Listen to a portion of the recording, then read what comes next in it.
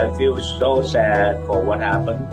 The level of suffering is just incredible. It's so sad that looking at the town is burning. And then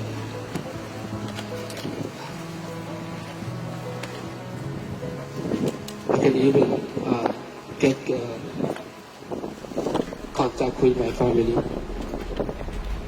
We don't know what is happening. So in the morning, we heard already that all houses around our neighborhood was turned into ashes. It's so sad.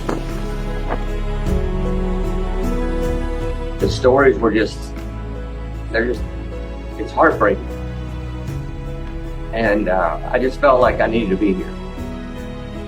Because what families do is families take care of each other. That's what we do. WFG is a family.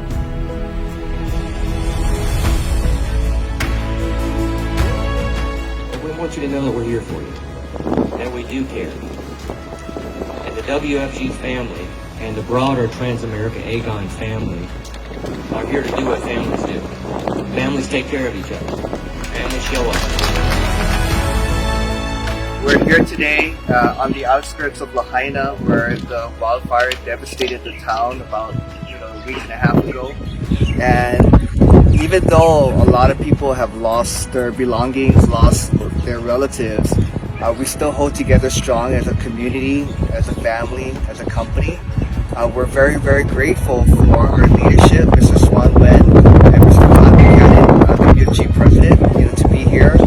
On behalf of everybody in Maui, we'd like to offer our sincere gratitude for the WFG Foundation and WFG and WSB for being with us during this difficult time.